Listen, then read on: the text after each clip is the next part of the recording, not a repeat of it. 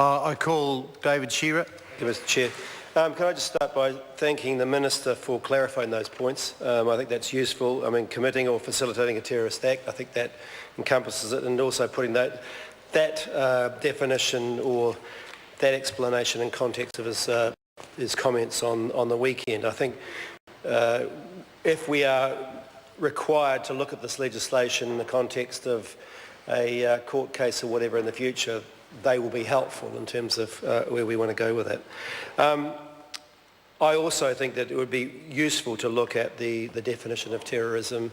It's evolved significantly with what's happened over the last few years, and I think the review, if it was able to look at that, would take into account much of the comments that we received in terms of submissions and some of the questions we were asking ourselves as well. I just want to say, just a comment on Mr. Tabato's contribution just before the dinner break, and I have to say, one of the few times I actually wholeheartedly agree with Jamie Lee Ross on his comments. I don't think I could fault them, actually.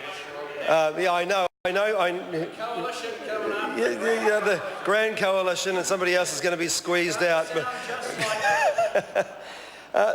There was extraordinary compromise in this bill. I mean, when we look at the first bill that we were confronted with and what we've got now, we've got a much better bill, I think, a much tighter bill, much more confined to what the issues were in front of us. There was the process, quite apart from the process, which, you know, we've made comment on before, I actually do believe that we've come a long way, and we should actually acknowledge that. And I think we've landed pretty well when we consider that this is a temporary piece of legislation that is meant to last for a pretty short period of time. A couple of issues in and around that. I mean, there was a comment made by the Inspector General of Intelligence about her role being to advise the Minister, and I actually think that word advise is something we need to look at, because to some extent we see the Inspector General of Intelligence very much being the watchdog, and in fact we've increased that power within this bill so that she has a greater ability. I think Mark Mitchell mentioned that in his contribution, has a greater ability to look into the various parts of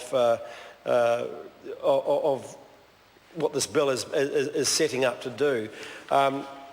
The advise word, and it's not facilitate or help or whatever that you were mentioning, Mr. Tabato, but actually it was the word was advise. I think that there's probably some clarity around that the review could possibly take up as well. And I think I have to say again, I think I said it in the second reading speech, we were very impressed with the ability of the Inspector General to conduct her role effectively. She went into the fact that she has 24/7 access to the SIS and the GCSB.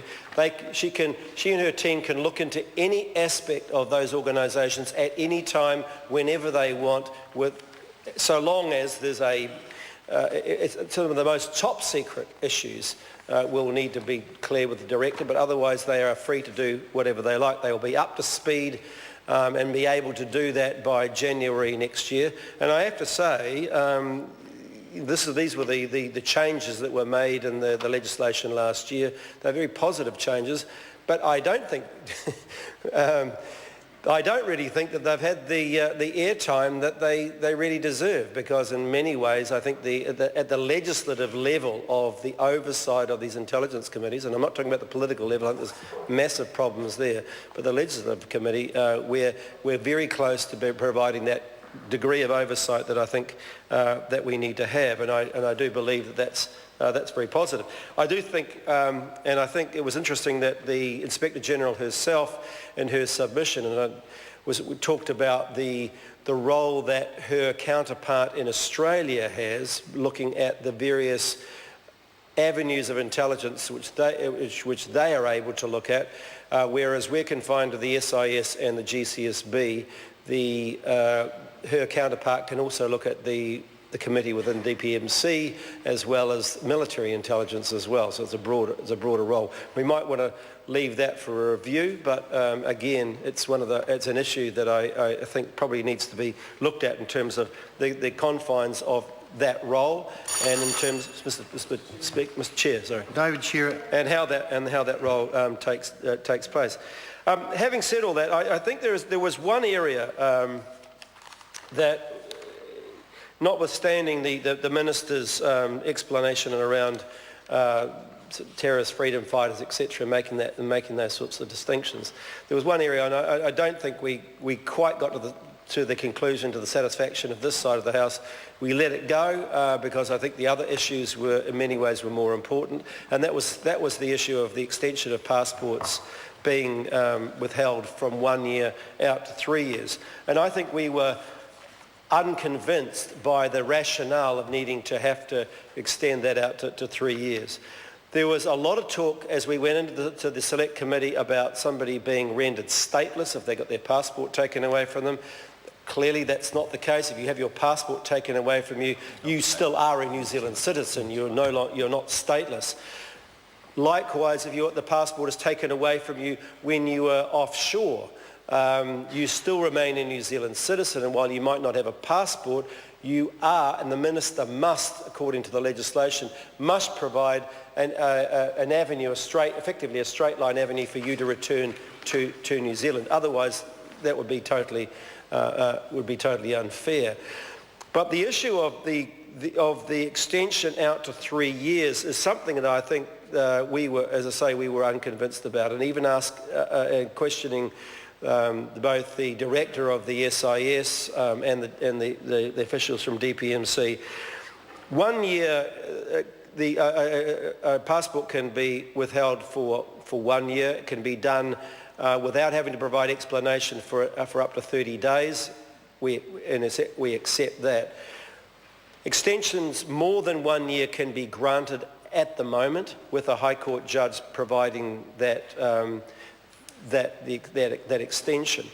The High Court judge obviously has to be convinced that there is still evidence that this person will go off and be a terrorist fighter or commit a terrorist act if they left the country. The argument that was put to us was, well, sometimes these people don't necessarily show themselves, they might lie low, and we might not have that evidential test. I think that's kind of going into grounds which I find are a bit dubious. Likewise, there were other explanations given that taking a passport away from somebody for 3 years or 2 years or whatever is somehow less problematic than doing it year after year after year, taking it away and then taking it away, in a sense, extending that and extending that. Again, I'm not sure that I'm particularly convinced by that, and it didn't sound particularly convincing coming from the people that we asked. Added to that is the fact that this legislation only has a life until April 2017. It's conceivable that in March 2017 you could extend somebody's passport, withhold their passport for 3 years from that, notwithstanding that the legislation might say something completely and utterly different. So I don't, and this is also a point brought up by the Law Society, we were not convinced that this was an area that we felt was particularly justified.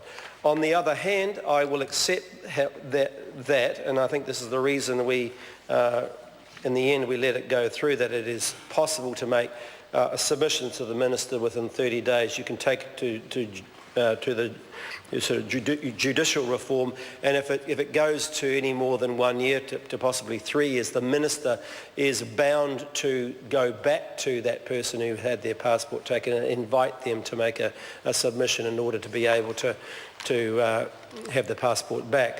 Notwithstanding that, I do think that this is one area that we need to be taking a much better look at, and certainly a much better look at when it comes to the broader review that's coming down the track. Thank you, Mr. Chair.